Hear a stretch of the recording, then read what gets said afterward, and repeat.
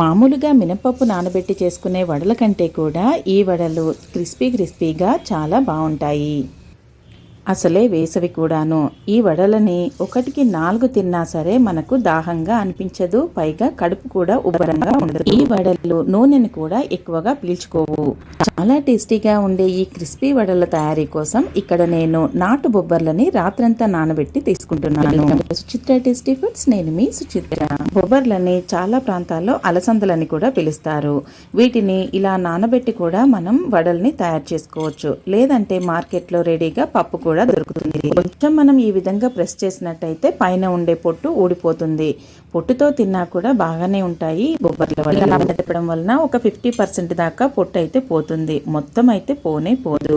ఇలా క్లీన్ చేసి పెట్టుకున్న బొబ్బర్ల పప్పుకి అల్లం, పచ్చిమిర్చి ఇంకా ఉల్లిపాయలు వేసి మనం మిక్సీ జార్లో బరగ్గా గ్రైండ్ చేసుకోవాలి. మనం మిక్సీలో వేసే ప్రతి రౌండ్కి ఈ విధంగా కొద్దిగా అల్లం, పచ్చిమిర్చి, ఉల్లిపాయల్ని వేసి కొంచెం టేస్ట్కి సరిపడా ఉప్పుని ఇంకా వంట సోడాని వేసి మనం ఈ విధంగా గ్రైండ్ చేసుకోవాలి. నానబెట్టుకున్నటువంటి మొత్తం పప్పుని ఒకేసారి మిక్సీని పట్టేసుకోవద్దు. మనకు కావాల్సినంత మాత్రమే ఇలా మిక్సీ పట్టుకొని కలుపుకోవాలి.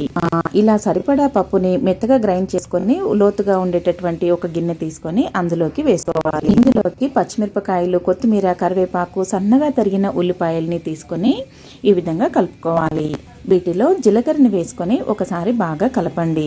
ఆ తర్వాత 2 టేబుల్ స్పూన్ల మోతాదులో బియ్యపిండిని కూడా వేసి ఈ విధంగా బాగా బీట్ చేసుకోవాలి. మినపప్పు వడల్లాగా ఈ వడల్ని వేసుకోవడం అంత ఈజీగా రాదు. కాబట్టి ఈ విధంగా కొంచెం బియ్యపిండిని కూడా కలుపుకొని మనం చేసుకోవడం వలన క్రిస్పీనెస్ యాడ్ అవుతుంది.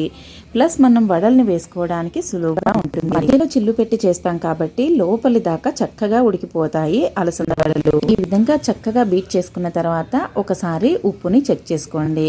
ఏమైనా అవసరం అయితే కొద్దిగా కలిపేసుకోవచ్చు. చేతిపైన ఇలా నీళ్ళని కానీ నూనెని కానీ అప్లై చేసుకొని ఈ విధంగా గారెల షేప్ ఇస్తే సరిపోతుంది. స్టవ్ పైన బాండీ పెట్టుకొని నూనె ఎక్కువ వేడిగా లేకుండా నార్మల్ హీట్లో ఉంచుకొని ఈ విధంగా వడల్ని వేయించుకోవాల్సి ఉంటుంది. ఈ అలసంద వడలు ఎక్కువగా నూనెని పీల్చుకోవు. మంటని మీడియం హీట్లో ఉంచి మాత్రమే ఈ అలసంద వడల్ని ప్రిపేర్ చేసుకోవాలి.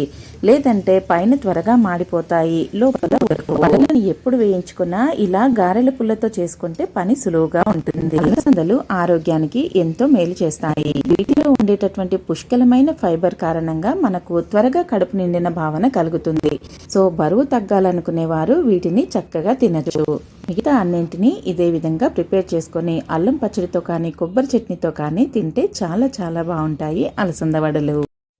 ఇంట్లో చిన్నవాళ్ళు పెద్దవాళ్ళు అని కాకుండా ప్రతి ఒక్కరూ ఎంతో ఇష్టంగా తింటారు వీటిని. రెసిపీ నచ్చితే తప్పకుండా లైక్ చేయండి. మీ ఫ్రెండ్స్ ఇంకా రిలేటివ్స్తో షేర్ చేయండి. ఇంకా సబ్స్క్రైబ్ చేయడం మాత్రం మర్చిపోకండి. Thanks for watching.